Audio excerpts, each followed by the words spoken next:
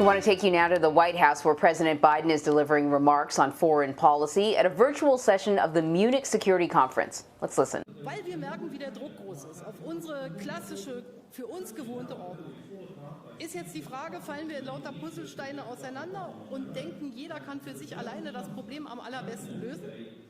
Und da kann man als deutsche Bundeskanzlerin nur sagen, da sind die Chancen für uns schlecht.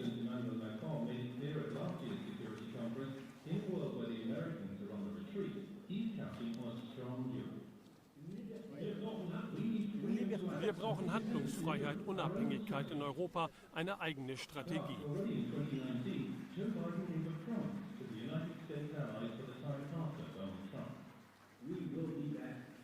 We will be back. Don't have any doubt about that.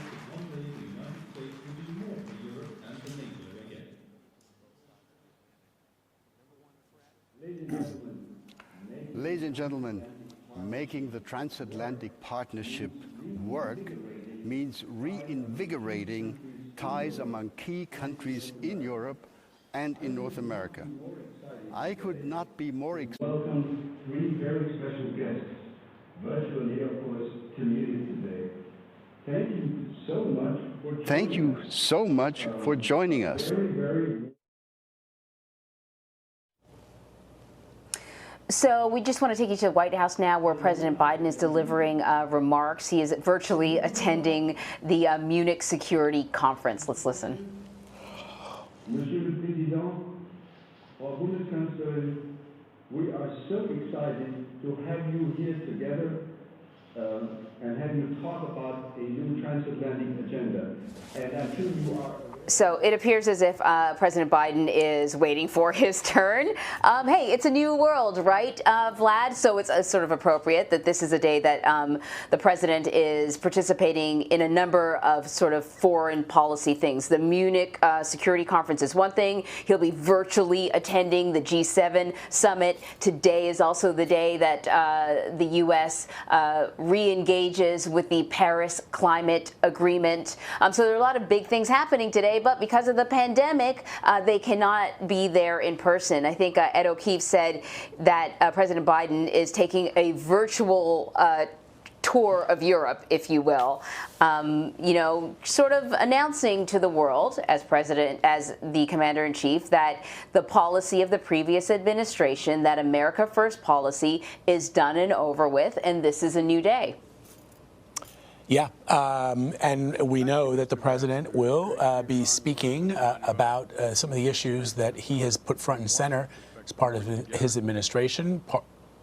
Okay, so I'm told it's starting, so let's go to the president. The Munich conference for hosting this special session. For decades, as you pointed out, I participated in the Munich Security Conference as a U.S. Senator, joining my colleagues on both sides of the aisle to affirm the importance of the transatlantic partnership. 3 times as Vice President of the United States, including delivering the first international foreign policy address of the Obama-Biden administration in the first months we were in office. And 2 years ago, as you pointed out, when I last spoke in Munich, I was a private citizen. I was a professor, not an elected official. But I said at that time, we will be back. And I'm a man of my word. America is back. I speak today as President of the United States at the very start of my administration, and I'm sending a clear message to the world. America is back. The transatlantic alliance is back. And we are not looking backward. We are looking forward together. It comes down to this. The transatlantic alliance is a strong foundation, the strong foundation on which our collective security and our shared prosperity are built. The partnership between Europe and the United States, in my view, is and must remain the cornerstone of all that we hope to accomplish in the 21st century, just as we did in the 20th century. The challenges we face today are different. We're at an inflection point. When I spoke to you as a senator and even as vice president, the global dynamics have shifted. New crises demand our attention. We cannot focus only on the competition among countries that threaten to divide the world, or only on global challenges that threaten to sink us all together if we fail to cooperate. We must do both, working in lockstep with our allies and partners. So let me erase any lingering doubt. The United States will work closely with our European Union partners and the capitals across the continent, from Rome to Riga, to meet the range of shared challenges we face. We continue to support the goal of a Europe whole and free and at peace. The United States is fully committed to our NATO alliance, and I welcome Europe's growing investment in the military capabilities that enable our shared defense. You know, to me and to the United States and to us, we'll keep faith with Article 5. It's a guarantee. An attack on one is an attack on all. That is our unshakable vow. And the only time Article 5 has been invoked was after the United States was attacked on 9/11. You, our allies, joined us to fight al-Qaeda, and the United States committed to consulting closely with our NATO allies and partners on the way forward in Afghanistan. My administration strongly supports the diplomatic process that's underway and to bring an end to this war that is closing out 20 years. We remain committed to ensuring that Afghanistan never again provides a base for terrorist attacks against the United States and our partners in our interest. Our European partners have also stood with us to counter ISIS. Just this week, NATO defense ministers endorsed significant expanded training and advisory mission in Iraq, which will be vital to the ongoing fight against ISIS. We cannot allow ISIS to reopen and regroup and threaten people in the Middle East and Europe and the United States and elsewhere. And while the United States is undergoing a thorough review of our own force posture around the world, I've ordered the halting and withdrawal of American troops from Germany. I'm also lifting the cap imposed by the previous administration on the number of U.S. forces able to be based in Germany. I know the past few years have strained and tested our transatlantic relationship, but the United States is determined to re-engage with Europe, to consult with you, to earn back our position of trusted leadership. Earlier today, as was referenced, I participated in the first meeting of the G7 leaders, where I spoke about the dire need to coordinate multilateral action to address COVID-19, the global economic crisis, and the accelerating climate crisis, and so much else. Achieving these goals is going to depend on a core strategic proposition, and that is the United States must renew America's enduring advantages so that we can meet today's challenges from a position of strength. That means building back better our economic foundations, reclaiming our place in international institutions, lifting up our values at home, and speaking out to defend them around the world. Modernizing our military capabilities while leading with diplomacy. Revitalizing America's network of alliances and partnerships that have made the world safer for all people. You know, I hope our fellow democracies are going to join us in this vital work. Our partnerships have endured and grown through the years because they are rooted in the richness of our shared democratic values. They're not transactional. They're not extractive. They're built on a vision of a future where every voice matters, where the rights of all are protected and the rule of law is upheld. None of this has fully succeeded in this, none of us is fully succeeding in this division. We continue to work toward it. And in so many places, including in Europe and the United States, democratic progress is under assault. I've known many of you for a long, long time, and you know that I speak my mind. So let me be very straightforward with you all. We are in the midst of a fundamental debate about the future and direction of our world. We're at an inflection point between those who argue that given all the challenges we face, from the fourth industrial revolution to the global pandemic, that autocracy is the best way forward, they argue.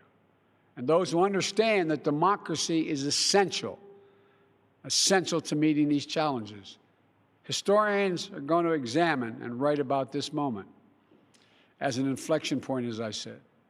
And I believe that every ounce of my being that democracy will and must prevail. We must demonstrate that democracy can still deliver for our people in this changed world. That, in my view, is our galvanizing mission. Democracy doesn't happen by accident. We have to defend it, fight for it, strengthen it, renew it. We have to prove that our model isn't a relic of history. It's the single best way to revitalize the promise of our future. And if we work together with our democratic partners with strength and confidence, I know we'll meet every challenge and outpace every challenger. You know, we must prepare together for long-term strategic competition with China.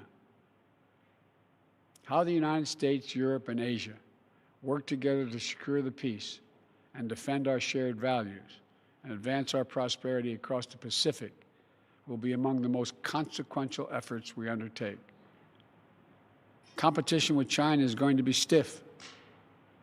That's what I expect, and that's what I welcome, because I believe in the global system Europe and the United States together with our allies in the Indo-Pacific worked so hard to build over the last 70 years. We can own the race for the future. But to do so, we have to be clear-eyed about the historic investments and partnerships that this will require.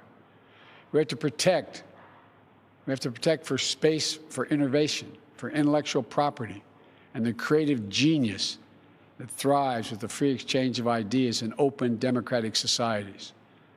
We have to ensure that the benefits of growth are shared broadly and equitably, not just by a few. We have to push back against the Chinese government's economic abuses and coercion that undercut the foundations of the international economic system.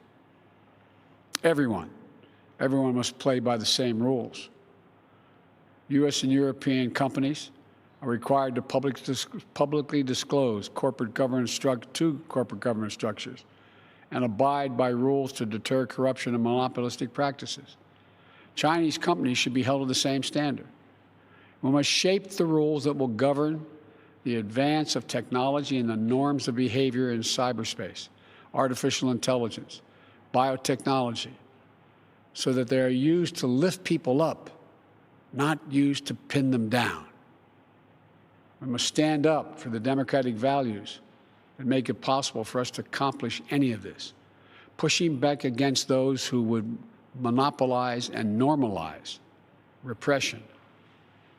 You know, this is also how we're going to be able to meet the threat from Russia. The Kremlin attacks our democracies and weaponizes corruption to try to undermine our system of governance. Russian leaders want people to think that our system is more corrupt or as corrupt as theirs. But the world knows that isn't true, including Russia's own citizens. Putin seeks to weaken the European project and our NATO alliance. He wants to undermine the transatlantic unity and our resolve, because it's so much easier for the Kremlin to bully and threaten individual states than it is to negotiate with a strong and closely united transatlantic community. That's why standing up for the sovereignty and territorial integrity of Ukraine remains a vital concern for Europe and the United States. That's why addressing Russian recklessness and hacking into computer networks in the United States and across Europe and the world has become critical to protecting our collective security. The challenges with Russia may be different than the ones with China, but they're just as real. It is not about pitting East against West. It's not about we want a conflict. We want a future where all nations are able to freely determine their own path without a threat of violence or coercion. We cannot and must not return to the reflective opposition and rigid blocks of the Cold War. Competition must not lock out cooperation on issues that affect us all. For example, We must cooperate if we're going to defeat COVID-19 everywhere. My first presidential national security memorandum focused on surging health and humanitarian responses to defeat COVID-19 and to better prevent and prepare for the next pandemic. Today, I'm announcing that the United States is making a $2 billion pledge to COVAX with the promise of an additional $2 billion to urge others to step up as well. Yet even as we fight to get out of the teeth of this pandemic, the resurgence of Ebola in Africa is a stark reminder that we must simultaneously work to finally finance health security, strengthen global health systems, and create early warning systems to prevent, detect, and respond to future biological threats, because they will keep coming. We have to work together to strengthen and reform the World Health Organization. We need a UN system focused on biological threats that can move quickly to trigger action.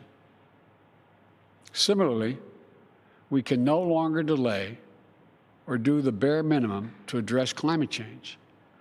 This is a global existential crisis, and we'll all suffer the consequences if we fail. We have to rapidly accelerate our commitments to aggressively curb our emissions and to hold one another accountable for meeting our goals and increasing our ambitions. That's why, as president, I immediately rejoined the Paris Agreement. And as of today, the United States is officially, once again, a party to the Paris Agreement, which we helped put together. On Earth Day, I will host a Leaders Summit to help drive more ambitious actions among the top emitters, including domestic climate action here in the United States. I am grateful. I'm grateful for Europe's continued leadership on climate issues over the last 4 years. Together, we need to invest in the technological innovations that are going to power our clean energy futures and enable us to build clean energy solutions to global markets.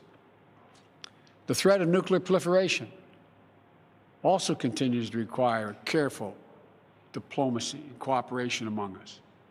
We need transparency and communication to minimize the risk of strategic misunderstanding or mistakes. That's why the United States and Russia, notwithstanding other competition, extended the New START Treaty for an additional 4 years once I was sworn in. That's why we said we're prepared to re-engage in negotiations with the P5+1 on Iran's nuclear program. We must also address Iran's destabilizing activities across the Middle East. And we're going to work in close cooperation with our European and other partners as we proceed. We'll also work together to lock down fissile and radiological material to prevent terrorist groups from acquiring and using them. Look, the range of challenges Europe and the United States must take on together is broad and complex. And I'm eager to hear next from my good friends and outstanding leaders, Chancellor Merkel, about her thoughts on the way forward together. So let me conclude with this. We cannot allow self-doubt to hinder our ability to engage each other or the larger world. The last 4 years have been hard, but Europe and the United States have to lead with confidence once more, with faith in our capacities, a commitment to our own renewal, with trust in one another, and the ability of Europe and the United States to meet any challenge to secure our futures together. I know we can do this. We've done it before. Just yesterday, after a 7-month, 300 million-mile journey, NASA successfully landed the Perseverance rover on Mars. It's on a mission of exploration, with elements contributed by our European partners to seek evidence of the possibility that life beyond our planet and the mysteries of the universe. Over the next few years, Perseus is being called, but Perseverance will range and collect samples from the red planet and pile them up so another mission and rover envisioned as a joint effort between NASA and the European Space Agency, will retrieve this trove of scientific wonders and bring it home to all of us. That's what we can do together. If our unbound capacities to carry us to Mars and back don't tell us anything else, they tell us we can meet any challenge we can face on Earth. We have everything we need. And I want you to know the United States we'll do our part. We'll stand with you. We'll fight for our shared values. We'll meet the challenges of this new moment in history. America's back. So let's get together and demonstrate to our great-great-grandchildren when they read about us that democracy functions and works, and together there's nothing we can't do. So let's get working. Thank you all very much.